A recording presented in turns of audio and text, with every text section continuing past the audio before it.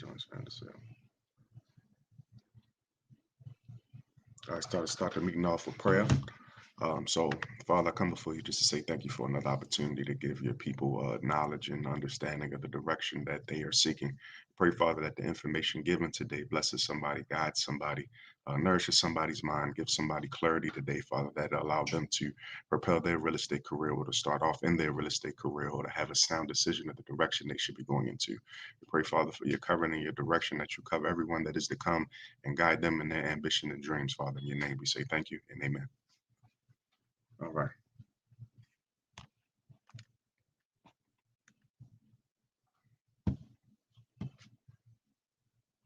So we'll get this thing started. We have a guest speaker coming on. As you come on the line, let us know where you're from. Let us know if you have a business. If you have a business, how do we get in contact with that business? Your IG, your Instagram, your website. You know, what service or product are you offering? Let us know in the chats when you come on the line. Really excited about the information everybody should be receiving today. The gentleman we have coming on, he has over 20 years of experience in the real estate market, and that's some good information. That's some good has some good wisdom given through him, and then some clarity and understanding that he should be able to give out to a lot of the viewers today. So we're just grateful for that. Um, make sure you take notes. And as you come on, as said, let us know in the comments who you are. What's your business? How do we get in touch with that business? What product or service do you offer to the people? And also, if there's a topic that you might have of interest and something that you want to learn down the line, what is that? What type of speaker should we bring on next? What is it that you want to know? What is it that you want to learn? Fill us in the comments. So as you come on, let us know who you are. Let us know who your business is. What business do you have? What business services or products that you offer?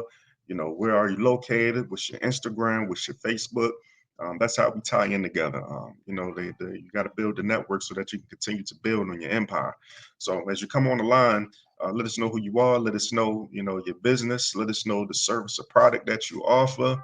Your Instagram, your Facebook, your website. However means that we're able to get in touch with that business. So the gentleman we have coming on, Mr. Corey Brown, I'm excited for the information that he's going to be able to give today.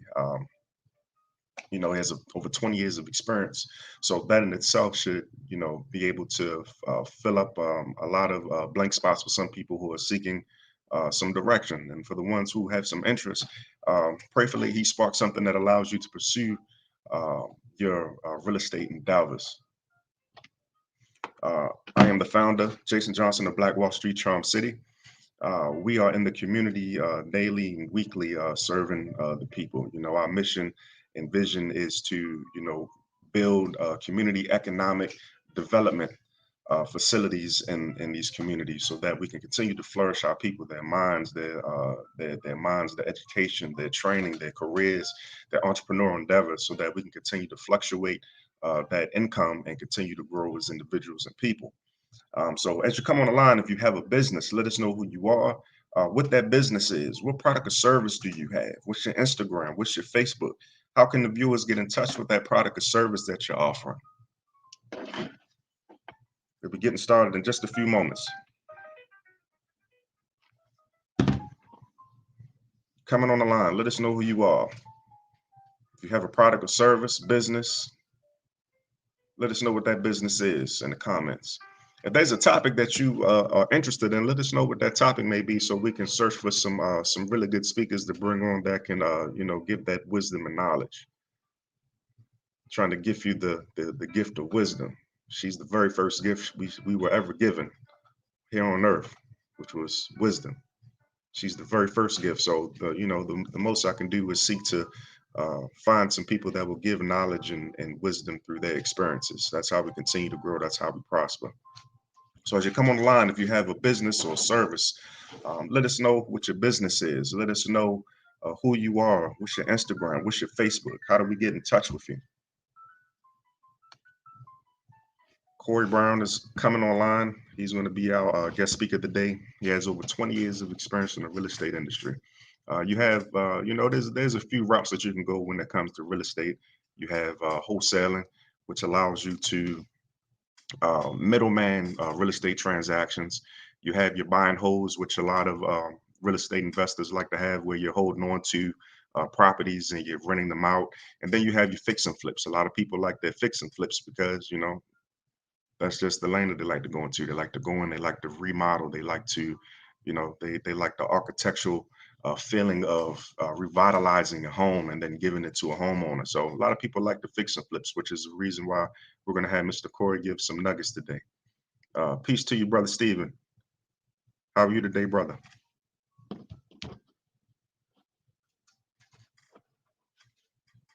Yes, sir.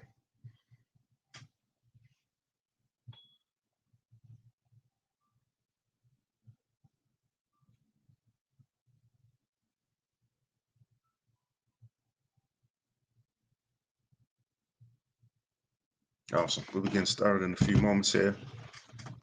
As said previously, Black Wall Street is a community economic development nonprofit organization where we're striving to teach the people in the community the financial information that is needed, the career-driven knowledge that can propel everyone to the next level. Because it's not about self, it's about us, and we can't grow selfishly. We have to grow connected with unification through everybody.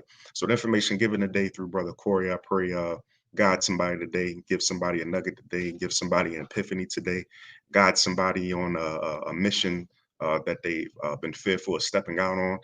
Because sometimes you need the knowledge from somebody else to give you direction, to give you the encouragement and the motivation and I guess the reassurance that the direction that you're going into is the proper direction.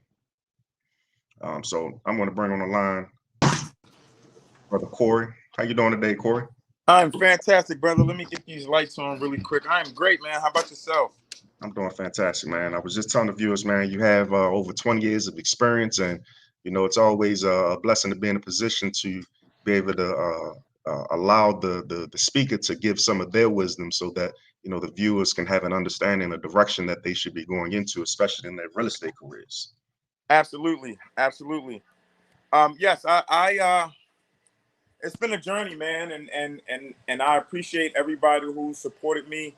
I appreciate the people who follow me, but it's been tough. Which also too, I want to let you know, and I don't know, I don't we haven't spoke, but yesterday I finally passed my broker's exam, so I'm a, Nice. Congratulations to you. I appreciate that, brother. So I'm officially um, a real estate broker now. My man. So it's been great, but to just kind of touch on that, the journey as a real estate, being a real estate industry has been great. I've literally been a part of all of the different facets of Baltimore real estate, Hmm. from recessions on down to um, really good markets like now. Like right now, our market is on fire. The real estate market is on fire. Nothing is Right. able to stay on the market for longer than 24, 48 hours. So it's been a great journey, and I look forward to being a part of what, you know, this journey brings moving forward. So Absolutely. I'm excited about sharing my experience and any information that you guys want from me while we're on this part. Absolutely. Well, can you start off by giving us a little bit of background about who Corey Brown is and what you're currently doing?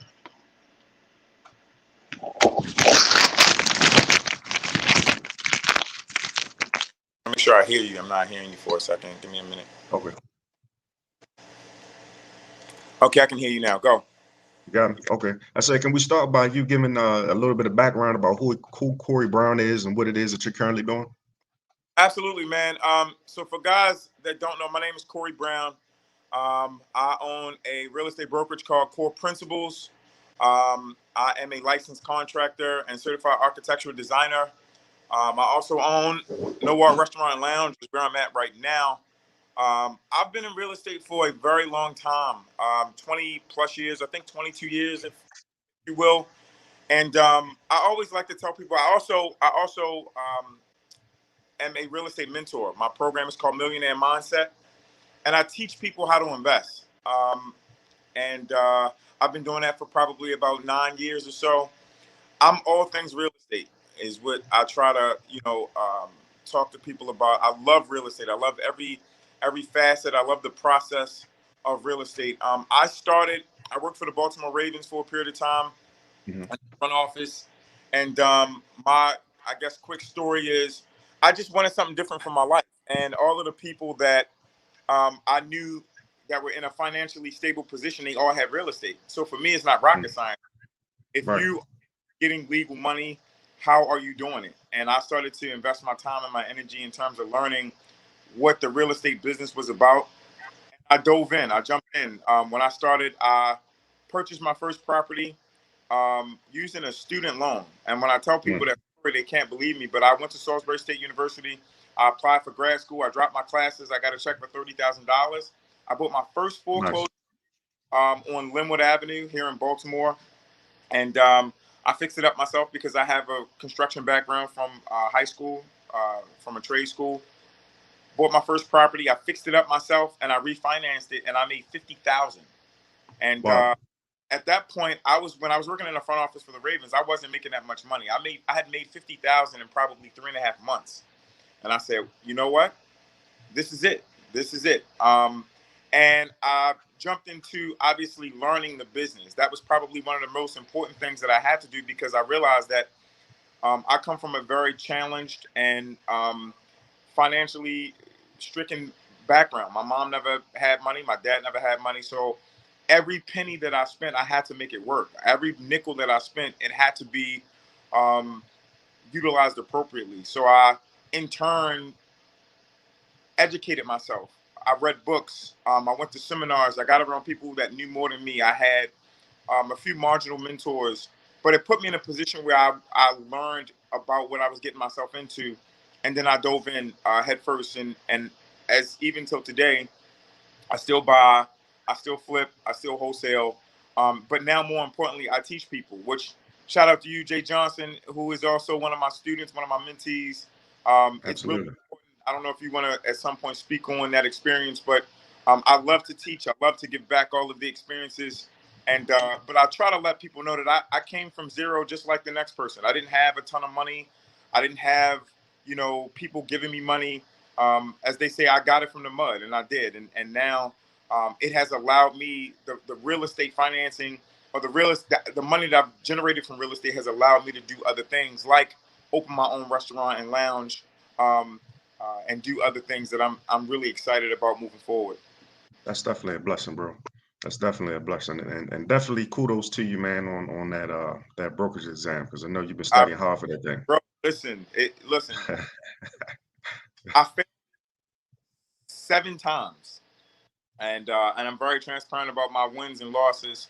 What But they this say, seven is a new beginning, right? that's what they say, and I'll Yeah, take it. But that's what it is. I definitely put in the work, so I'm excited about what I have coming for our people, our culture, and definitely for the real estate community in Baltimore and abroad. Awesome, bro. So to dig in a little bit, for a lot of our viewers, some are seasoned and some aren't too seasoned. Yeah, Uh, what advice would you give, I guess, for someone starting out trying to find properties? Like, where do you start to even look for properties? got you. So markets change, right? So right Mm. now, trying to find properties in the traditional form is very difficult. MLS, your typical wholesaler, it's very difficult because properties are being purchased um, in lightning speed. And when I say lightning speed, Right. I really there's so many people that's chopping at the bit trying to get into the investment business. Investing is no longer a rich man's game. Anybody can buy real estate. So there are a lot of creative ways that you can go to find deals. The most important one, and I have a segment, and we've talked about this. I have a segment in my mentor module. One of my modules is how to find real estate. So there's 13 different ways that you can find good deals, but it does require work. It's not something that just happens.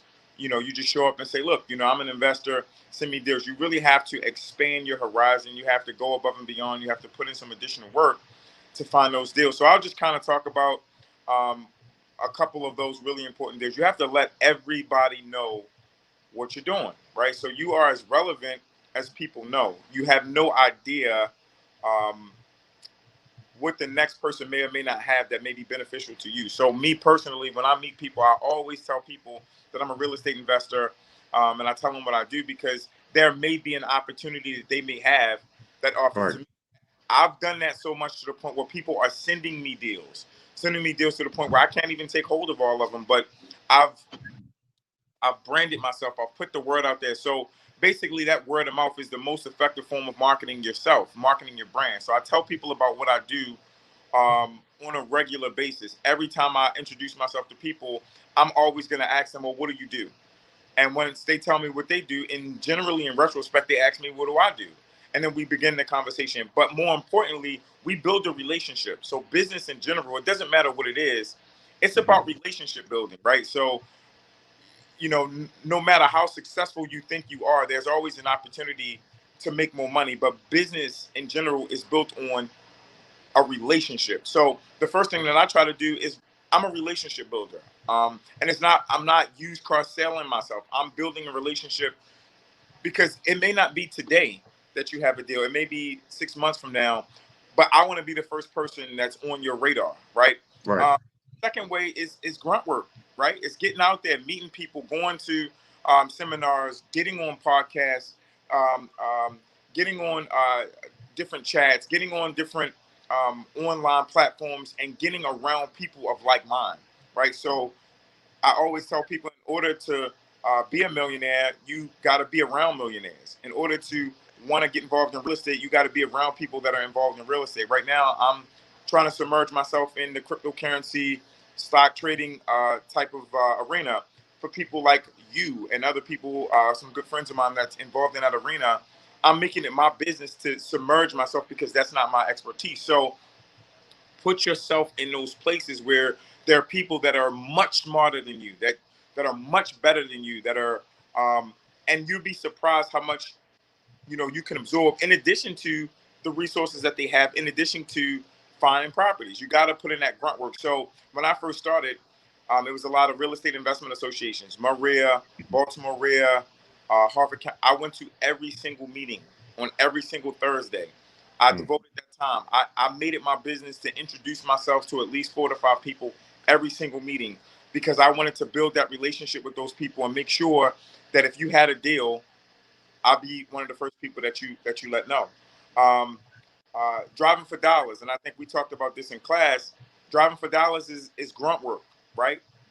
But it's a part of the business. Basically, for those that don't know, driving for dollars is finding a 6x6 um, neighborhood, 6 blocks over Mhm. east to west, 6 blocks north to south, and just driving that neighborhood and jotting down addresses and jotting down zip codes, and then doing your due diligence to find out information about the person if they're trying to sell. You'd be surprised how many people that their houses are not on the market. That if you call them and say, "Look, I'm an investor. My name is Corey. I'm an investor. I'm looking to purchase property. Are you interested?"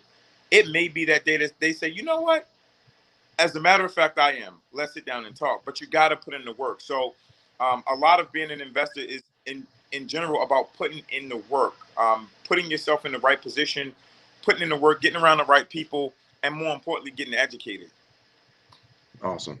So let's say we go to the meetups and we get introduced to people and we have wholesalers and other investors throwing us some properties. What are some ways that you actually wean these properties out to find the one that I guess is suitable for you? Sure. So, and that's really important. That's a great question, actually. Um, you have to understand what a deal looks like, right? So Hmm. I tell my students and I tell people that call me about mentorship, getting advice, is there's no way you can be profitable in real estate if you don't understand profitability looks like. So educating yourself on um, how to make money, because the reality is we're in this for one reason, and I'll let you fill that in. Why do we do this, Jason? We need a profit. We need To some make paper. profit. That's it, right? So the reality Yeah. is, you have people that are philanthropists. You may have people that want to give back, which is great. I'm one of those people. I love to give back, but the reality is, we want to make money. So in order to be profitable, even if you find a deal to know if it's suitable for you, you have to set your boundaries on what your profit margins are, what you're comfortable with, what your goals are. And for those that don't know what that looks like, education is important. So you can find tons of deals. but it may not be a good deal if you don't even know what a good deal looks like. So Mm. my recommendation would be to educate yourself. So what's a good deal look like? Like what are some numbers on like a good deal if something came through to you? Sure, sure. So let's just talk buy and flip and buy and hold, right? So there's a difference between the two. There's a difference in profit margin. So as for the buy and flip investors out there, I get a lot of people that call and say, well, I want to flip property. So my first question is, well, how much are you looking to make? Now, let me tell you, for me as an investor, what is what I'd like to make off of a deal. So if I'm not making at least 20 to 25,000 clean, and when I say clean, I mean after all of my expenses are paid off, taxes are paid off, insurance, a 25 to 20 to $25,000 profit, I'm not interested. So for me, I want to make Mm. a $25,000 profit um, as a return on my investment. Some people say that maybe 20%. 20% is all relative to the deal. From a buy and flip standpoint, I have to make at least 20 to 25,000 on that deal in a 6 month period of time, or it's not worth it, right? So the one thing that I always tell my students is the most important thing as a human that you can't get back is your time. You cannot get back your time. So if I'm investing time, I want to make sure that my time that I've invested into this deal is profitable. So if it's not um, $20,000 to $25,000, then I'm not interested. That's on a buy and flip. Now let's talk buy and hold. For the buy and hold investors that purchase property that want to hold it and get cash flow, I have to see at least $350 plus as a monthly cash flow before it becomes profitable to me. Um, Obviously, the goal of long-term wealth is cash flow, cash flow, cash flow, cash flow. Each property in general, if you're not making at least $350, then in essence, what are you doing it for? And again, when I say clean, I mean after all expenses are paid off, after all the bills are paid, I walk away with at least $350 off of that one property, not two or three off Mm. of that one property. Now it becomes a profitable asset. It's something, and when you add it up, you're probably looking at 3,600, 4,000 some odd dollars a year. That's when it makes sense. So profitability to me on a buy and flip is 20 to 25,000. On a buy and hold is at least 350 or more. Now, obviously, if I'm able to make more, that's a plus. If that makes So sense. how do you I guess in essence calculate that to know that this property will potentially get you, 20 to 25,000? Right. So there's formulas that I use, and for those that are interested, I encourage you to look me up and give me a call about my program. But the reality is, the purchase price, acquisition, closing cost, carrying cost, um, and resale value is what gives you your potential profit, right? Mhm. Potential. When I say potential, there are other factors that are involved that may take away from that $20,000 to $25,000 profit margin, but you got to know what that looks like. But definitely acquisition, which is really important. You have to understand what the cost of the property is. Mhm. Renovation cost, which is it's inevitable. The carrying costs and closing costs, which I think is where a lot of people really fall short. They really don't understand. As a matter of fact, I think when you and I had class and I kind of broke that down to you, your face was like, "Oh crap! I didn't know that all of this was involved." Understanding what the carrying costs and closing costs are, but more importantly, understanding what the profit margins are by understanding what the sales price and the comparables are. A lot of people don't know how to evaluate a deal because they don't know what the price points are in the neighborhood in the first place. So again, getting educated on what that looks like is where you really need to start. What is the acquisition cost? What's the renovation cost? What's the comparable cost? What do you have the possibility to even sell this property for? And then the closing costs and carrying costs, and then that'll give you at least a general idea of what you can potentially make. Now, things happen. You have things like seller concession. Um, the neighbor, if something goes wrong with the inspection, it's going to cost you money, but you want to be within a $5,000 range of what you can make uh, as a profit on the back end. That's really important. Nice. Now, you were just talking about renovation, so that's one of the major pieces and puzzles, when it comes to fix and flips. Yeah, So, how do you properly go in and assess, renovation costs? I always recommend to get a licensed contractor to work with you. Hmm. if you don't do renovations, you don't understand what the true costs are. So again, I've Right. been a contractor for wow, 18 years actually. And what I've learned is people watch a lot of HGTV, right? Hmm. And they think that by watching HGTV that they'll understand what construction cost is about. Construction is, in general is a multi-billion-dollar industry, but it also requires knowledge. If you're not a contractor, you're basically trying to evaluate something that you literally have no idea about. You can't just listen to the next person and assume that they're going to give you the right information, meaning if they're not an expert. That's like me going Hmm. to the dentist or me going to a doctor and the person's not a doctor, but they're telling me about my health. Or me going to a dentist, but they actually practice, they work at FedEx and them telling me what I need to do to take care of my teeth. That's not the right way to go. So my recommendation is to find a licensed contractor, build a relationship with that person, and have them to, if for nothing else, teach you how to evaluate construction costs, because trying to go in blind is really an appetite for disaster. I've seen a lot of deals um, fall apart because there's been an unrealistic approach to what the renovation cost is. And the renovation cost is one of the key components of what's going to let you know if that deal is profitable out the gate. So I recommend that you, if you're not a contractor, find a reputable licensed contractor that's going to give you true hard numbers on what it looks like to get that deal done or what it looks like to get the deal renovated. Because otherwise, if you get a false number or if you play the guessing game, it'll definitely come back to bite you in a huge way. I've seen it happen time and time again. Mm. So when throughout the renovation process, we're looking at potential contract costs and estimates. What would be like a deal breaker for you if you went into a house and you did an observation and you just something in there was a deal breaker? Like what if I guess what have been some deal breakers for you when evaluating a property? Well, the reality is this: nothing is a deal breaker until it screws up the numbers, right? So when you set your profitability plan in place, I'm looking to make this dollar amount. So let's just say that dollar amount is 25,000 on this actual deal. Hmm. If whatever needs to be done, now again for me it's a little bit different because I am a contractor and I can pretty much do anything in a house. So nothing in that particular house is considered a deal breaker. For the exception, let me take that back. For the exception of major structural, anything else, meaning foundation work could be an issue, or the house is leaning to the side, that could be a major issue. But even with that being said, if I can get, for an example, let me give you an example. Underpinning in the basement. If you go in a basement and the basement is only 6 feet, but Hmm. you want to make the basement a living space, it has to be at least 7.7 feet 7 inches of height in order to make it a legal living space. Well, to underpin the basement, which basically means to dig the ground down further to make sure that you have the space, it could easily run you anywhere between on the low end 18,000, on the high end 50 grand, depending on how large the basement is.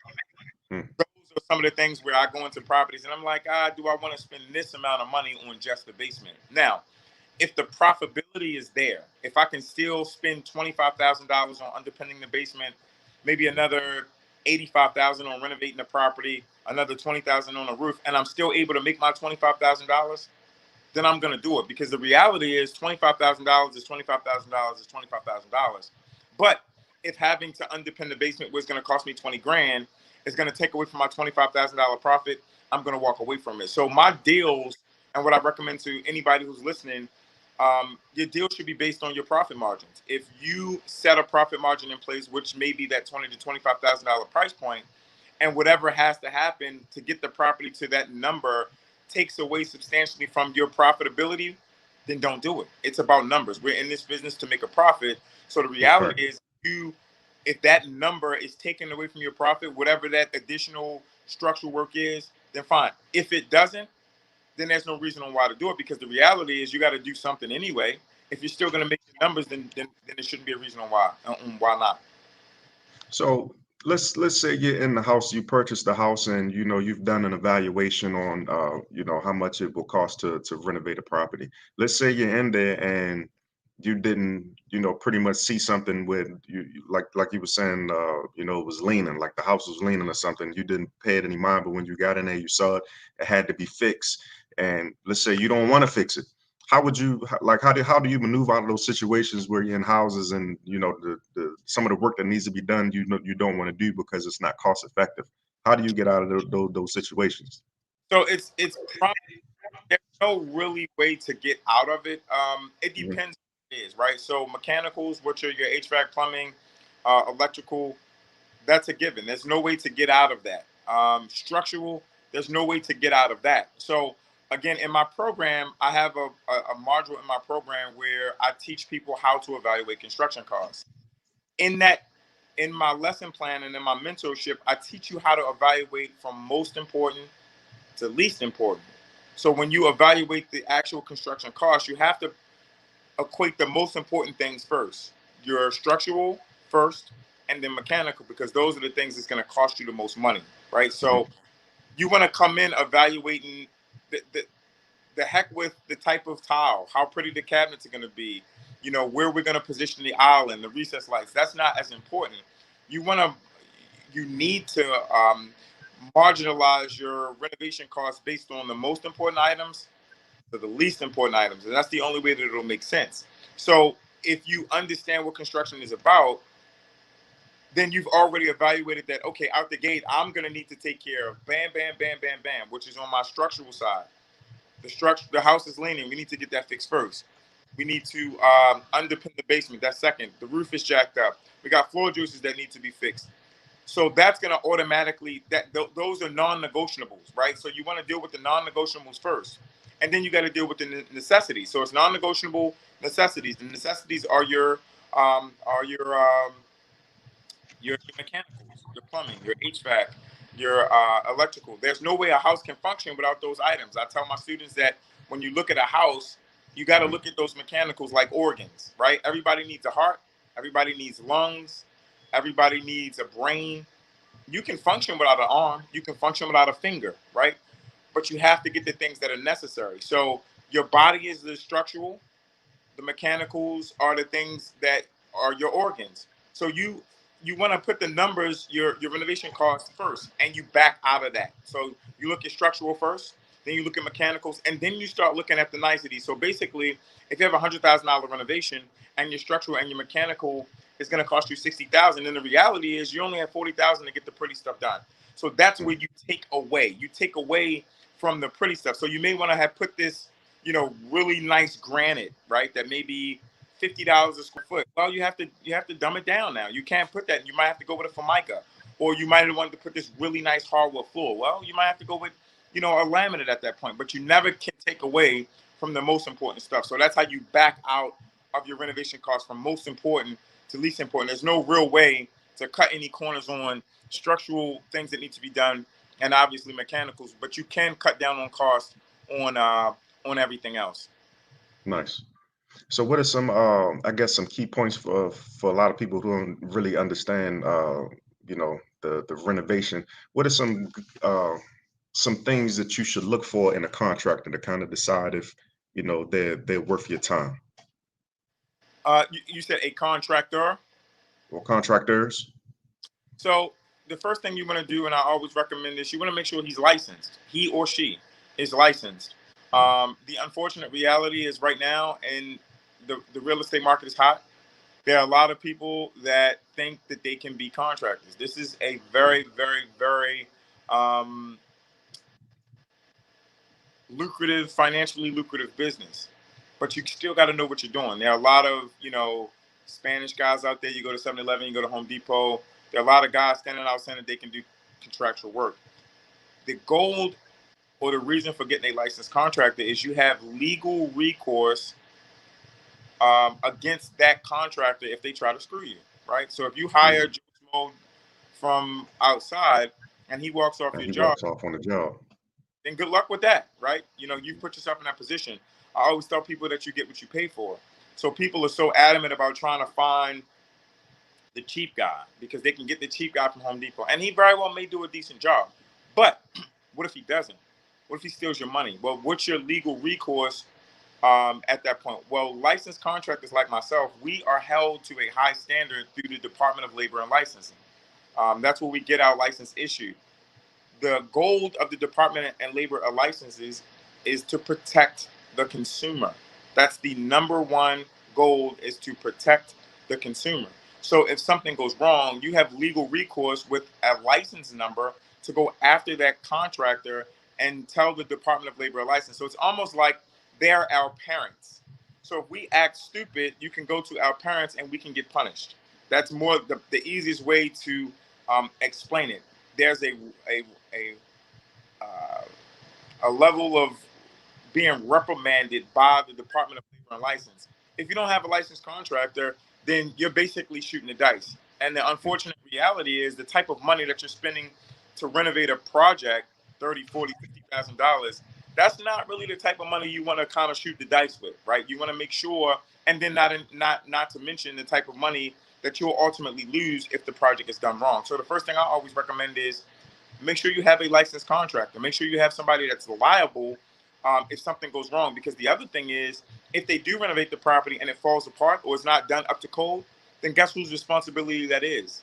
It's yours, because you hired that person and you allowed them to do work on this project that wasn't up to code. It wasn't right. And if a new buyer comes in, they can sue you if structurally things aren't right. So how do you necessarily wean out like the good contractors and I guess the ones perpetrating is good contractors? Because they may be licensed, but that doesn't mean the work is good. That doesn't mean that they give you a fair price. Like what should you be looking for?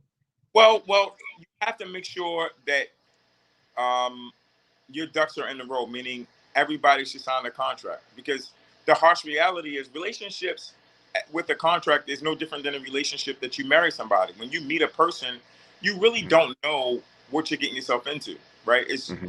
you're just kind of starting the relationship off. Now, what I always recommend is find a contractor through somebody that you trust. So, for an example, if I lived in New York and you lived here, and I came down to Baltimore and I live here and I'm trying to get my hair cut, and I see that your haircut is nice. Shout out to that tight haircut that you got over there, Jay Yeah, Johnson. I'm gonna send you to brother Eddie. I'm gonna send you to brother Eddie. So I'm gonna say, Jay, your haircut is dope. Who do you use? And you'll say, look, my guy Eddie is dope. Go to that person. So we tend to find our best resources from people that we trust. So I always recommend to my students that if you're looking for a contractor, try to find a reputable contractor through somebody reputable that you trust. The best form of new business is through a referral from somebody that you trust. So that's the first thing that I recommend to alleviate you having to try to shoot the dice with this guy that you found on Google, right? So ask some of your friends that are in the business, who do you use as a contractor? Oh, why do you use such and such? Because everybody has a guy, right? And I say that all the time. It's kind of a running joke. Everybody has a guy. Oh, I can send you my guy.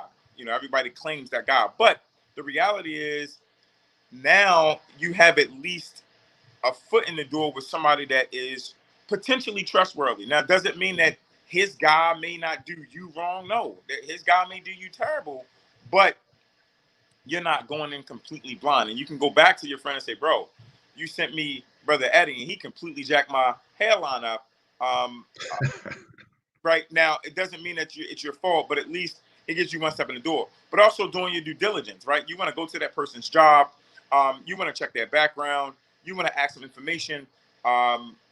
You want to do everything in your power, and you definitely want to sign contracts and agreements to make sure that you guys are on the same page. Because again, if he is licensed and you sign a contract, now you have some legal recourse that if he does do it wrong and if he does jack it up, it's a part of life, right? Everything doesn't always go perfect, but at least you have recourse. The most important thing that you want to make sure that you have in your corner is some level of legal recourse to either one, get your money back and cover your liquidated damages, or at least put you in a position to make sure it's done right. So at least, even if he does screw up, a project of yours, and sometimes it happens, right? It's a part of the business. Nothing goes well all the time. At least you have some legal recourse to get your money back. You're not kind of just like out there high and dry.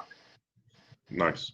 So what are I guess some of the your most favorable ways to get funding for your fix and flips? Hard money, man. Right now, hard money is probably the quintessential way to fund a deal. One, because it's cash. So if you don't come to the table on a deal with cash as an Mhm. investor, you can almost forget about that deal. There are a lot of people with a lot of money out here. I don't know if you guys been paying attention, but there's a substantial increase in billionaires, let alone millionaires. So there are a lot of people with a lot of liquid cash, and they're making things happen. So if you're trying to buy real estate, you're competing with these people that have cash. If you don't have cash, you're not going to get the deal. So if you think that you're going to use a conventional loan to get these real estate deals, it's just not going to happen. So I recommend hard money. You know, finding a couple of hard money guys, build a relationship with them, find out what their criteria are, and they generally have cash. They either have raised capital, they have capital of their own, or they have business capital that they can loan. So I always recommend that the hard money route is probably the best route that you can go. Mm. You know, do you what do you think of private lending? You don't necessarily would you prefer lending a hard money lender over a private lender? Well, no, I recommend anybody that's going to give you the rate that you need to make sure that your profitability is where you want it to be. Again, all business in general is about your profit margins. That's really what it boils down to.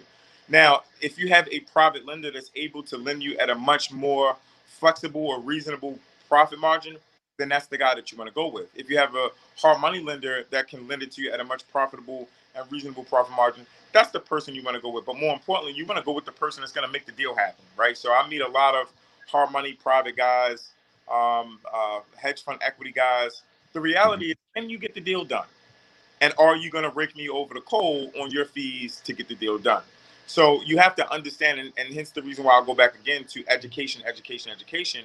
You don't know what a good deal looks like if you're not educated. You have to educate yourself, or you have to be educated to know how to evaluate the deal, to know, okay, this hard money lender is charging me, 3 points, 10%, and this private lender is charging me, 0 points, 18%. Which one looks best, right? Because if you don't understand what that looks like, you might think that the 0 points, 18% is the better because they're not charging you points. But in essence, you're getting raked because you're paying 18%. But if you don't understand what that looks like, you're kind of shooting yourself in the foot. But then you also have to know how to negotiate. There's always an opportunity to negotiate a deal with a hard money lender because you have value or you're bringing business. So education is so important in this business. Hence the reason why I've become an educator, because I've seen so many people jump into this investment business with the best intention, right? They want to do great. They want to knock it out the park, but they just are so uneducated and they end up, falling flat on their face because they just didn't know.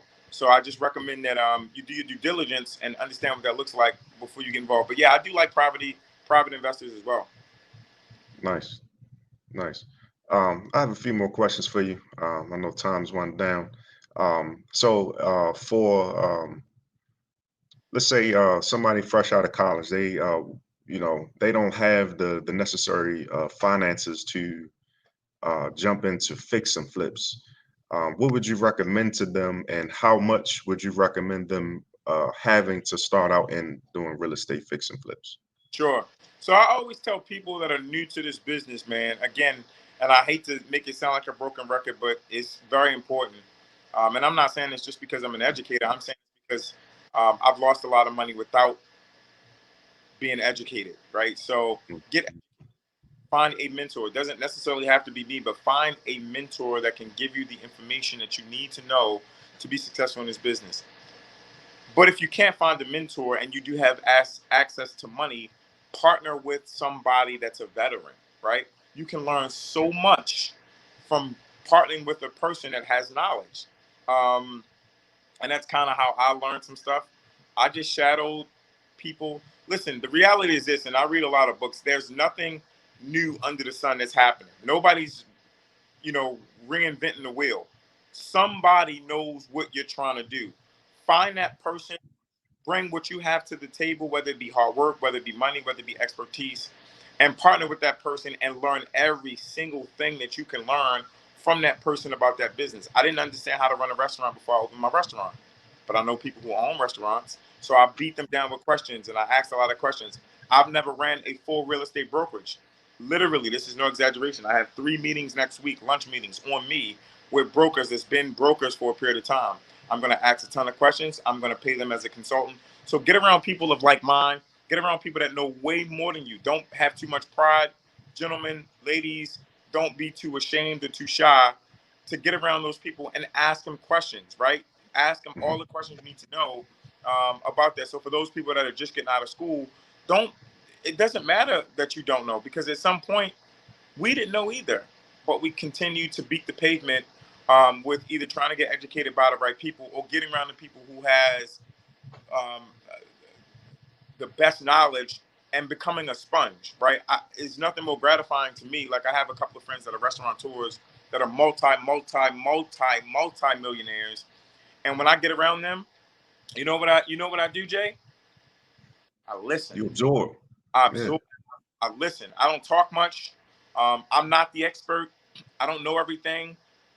I'm doing the question asking. I'm asking all of the questions. I'm listening to everything that they say. I'm watching how they move. Literally every detail. I'm watching every single thing, because obviously, if I want to be where they are and they got there and they've been able to sustain, they've got there for a reason. So I really absorb that information, and then I take it and I utilize it on my own. So that's what I recommend for the new people. Get educated. Get educated. Find a mentor. Find a program. Don't be afraid to invest in yourself. If you can't afford that, find somebody. If you have resources, find somebody that you can partner with, that you can work for. People don't understand Puff's story. When Puff was young, he interned with a record label. He didn't know anything, but he interned and he learned everything. Now, Puff is obviously one of the biggest industry leaders in rap and hip hop music in the entire world, right? He didn't know anything as well, but he interned for free with Harrell. I forgot this first name, Andre Harrell. He interned with Andre Harrell for I think it was like 6 7 years, and then once he got his wings under him, he started to bring on as an A&R. He started to bring on acts, but he didn't know anything as well. So I recommend that you. I always say that. Find a big homie. Find somebody that you can, work under, and you're gonna pay for it, right? You're Let gonna. let's say that somebody does find like a big homie, somebody to invest with. How much should they be bringing to the table? Like, what's a good dollar amount that they should, be starting out with? Well, as an investor and as an intern is different, right? So as an investor, I always tell people that you want to have at least $25,000 to $35,000 to invest in your first property. You're gonna have to bring closing costs to the table. You're gonna have to bring points and fees to the table. So 25 on the low end, uh, 35 on the high end, you can get away with that. As a mentee, you want to bring hustle, hard work, hunger, desire, because sometimes that can pay for your way into an investment deal, right? You may Yeah. not have to have monetary money, but if you can do all the legwork, that person may give you a percentage of the deal. It may not be the same amount of percentage, like a 50-50, but if you can make 20% off of a $40,000 profit, well, look, that's $8,000 that you got for really just grinding. Now you can take that money and put it aside. So all financial contribution isn't always financial. It can be through grunt work, through knowledge, through doing the things that investors or that investor don't necessarily want to do. But if you are an investor and you're trying to come to the table um, doing your own deal, I strongly recommend that you have at the least 25,000 to 35,000 to put up, because again, lenders want 20%. They want you to put skin in the game. You may need renovation upfront cost, closing Mhm. costs, carrying costs. It adds up really quick. So, what do you recommend? The inside of the house is very important. The outside of the house is important as well. But what is it that you do in the houses that allows your houses to go so fast? I can't tell you all my secrets, bruh. No, I'm joking. So the known additive is kitchens and bathrooms sells houses. That's just how it goes. Listen, um, the reality, guys, is women buy houses. Women buy way more houses than men, even if you're in a Mm, relationship, right? Um, at the end of the day, as a man, we're only really concerned about a couple of things, right? Does the bathroom the work? basement. Do I have a man cave to get away from y'all every once in a while? Yeah. The kitchen functional for you to cook, right? That's really all we care about as men. Um, Women want to make sure that the location is appropriate. Women want to make sure that the kitchen is beautiful. Women care about the bathroom because they want to get pretty and dainty. So the reality is, what I tell all of my students is kitchens and bathrooms sell houses, right? Now you can get away with nice amenities all over the house, but you want to make sure that your kitchen and your bathroom is the featured focus of the property. You want to make sure that the kitchen and bathroom stands out. You want that woman in the relationship, whether she's paying or not, you want her to be wild. You want her to be knocked off her feet. So when I do my renovations, and I tell people very honest, not being chauvinistic, not being funny, I renovate for women. Mm, Everything that I do, even my lounge, my restaurant, when women come in, they say it's beautiful because here's the reality: women spend more money than men mm, do. When if you come into any establishment, there are more women that book dinner parties, that book, girls' nights. When the last time you've been on a boys' night, Jay Johnson? When the last time you've been on yeah. a boys' night? I don't know. It's been a That minute. when you go out to eat, generally you go out to take your wife out. Yep. I mean, we're gonna grab something from Chick-fil-A and keep it pushing. That's just how we roll. But men Facts. are gonna take when we have people that date, they bring their ladies out. When we have so many girls' nights, girls come out with their girls. Women spend way more money than men, so it trickulates to everything. In business, that's how it goes. So in real estate, if you renovate the house to appease to that woman that's going to make the decision whether she's buying it or make the decision through the influence of her husband, wife, whatever the case may be, it would be in your interest to renovate and design for that person that you know is going to make the decision. So kitchens and bathrooms, and make it not super feminine, but you want to make it elegant, right? You want to make it nice enough to where you want that woman to come in and say, I gotta have this. I do my renovations to the point where, and all due respect to gentlemen, for all the men that's on here, if you ever run into my renovations, if you have to sleep on the couch, I'm sorry. I do my renovations to the point where if you don't choose my house, you probably gonna have to sleep on the couch.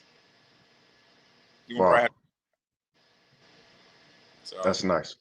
Man, I definitely appreciate you, man, I, coming on and gifting the wisdom. I was saying in the beginning of the video, God's first gift to the world was wisdom. She flowed through the earth and she gives the gift of God, which is wisdom. And I appreciate you coming on and spreading some of that wisdom. And hopefully, somebody online was able to grab some understanding. They were able to grab a nugget. They were able to redirect their mind on how they want to do fix and flips, and how they should be pursuing the fix and flip. So I really appreciate you coming online, man. And I am one of your mentors. You you cannot pursue life, careers, business, anything in life, marriage, without having a level of mentorship. So I appreciate you for being one of my mentors, because the absolutely. only way that you grow is being able to, you have to be led by people. My worship master always teaches, you have to put yourself in a place of humility and be humble enough to be able to look at the person in front of you and allow them to guide you in a direction that will allow you to propel to a better individual, a more lively individual, a more godly individual. And the only way to do that is to find, like you said, like-minded individuals, those mentors that will lead you in the right direction. So I definitely appreciate you for coming on, man. I Um, appreciate you allowing so how can the viewers, how can they find you on Instagram, Facebook, Twitter? me. You know, So I'm on all social media platforms. It's literally just my name. I don't have any slick names. On Instagram, it's Corey D Brown, COREYD Brown. On Facebook, it's the same thing. It's just my name, Corey Brown. I'm on both Instagram and Facebook. Um, you know, I'm tangible, guys. My email address, if you have a pen handy, is Corey COREY at cbrownproperties.com. And my office number is 410-521-7050. Guys, I look forward to working with you guys. If you are interested in my mentor program, feel free to give me a call. If you're interested in renovation services or brokerage services, feel free to give me a call. But my passion and my purpose is to help and teach people. I love it. I love every second of it. I'm glad that Jason, you and I were able to. I was able to, be the person that you trusted enough to give you the information um, to further your investment career. My mentor program is Millionaire Mindset. You can always find that on Instagram as well at Millionaire Mindset, REI. And it's spelled just same way it's named, Millionaire Mindset, REI, which is real estate investing. Guys, feel free to reach out all the time. I'm a very personable person. I answer my own phones. I don't have you to talk to the assistant and the assistant and the other assistant to get to me. But I look forward to working with you guys. And again, Jason, I appreciate you allowing me the platform to Yes, speak to sir. your guests and share some of my knowledge as well. It means a lot. Absolutely. I appreciate you. So you having a fight there tonight? I absolutely am. Fight tonight, Noir Restaurant Lounge. VIP is $50. Regular admission is 20. We going to support the Baltimore Zone Tank on his W. Nice. What's the address there? The address at Noir Restaurant Lounge is 5716 York Road. Again, it's 5716. The 5716 York Road, 21212. The Noir handle is Instagram is at Noir underscore Baltimore underscore. Again, it's Noir, Noir, which is French for black. For those that don't know, Noir means French for black. Noir underscore Baltimore underscore. Check us out. Follow us. But please, if you're free tonight, in general, come get some. Our food is amazing. Our lamb chops are probably the best on this side of heaven. Our salmon is amazing. Please come experience the ambiance, the elegance. We just had a customer service meeting to talk about obviously better, and trying to do a better job, making sure that we are keeping our customers engaged. So I welcome you guys to come down at any time. Awesome. Well, I appreciate you, Corey, man. You having a phenomenal day, man, and I'll definitely be in touch with you soon. To my viewers, if you need to get in touch with Corey, this is on YouTube and Facebook Live, so you can just rewind and get the information and continue to pursue those dreams. So stay positive, stay blessed in the community, stay blessing those around you, stay motivating those around you because together, unified together, we are better and we can grow better together. We can grow together and we can make a significant impact in our society, and we can build that Black Wall Street that we've been striving to reproduce. So everybody have a phenomenal day. Corey, you have a phenomenal day, and I'll see you all soon. I'd rather do the same. Yep.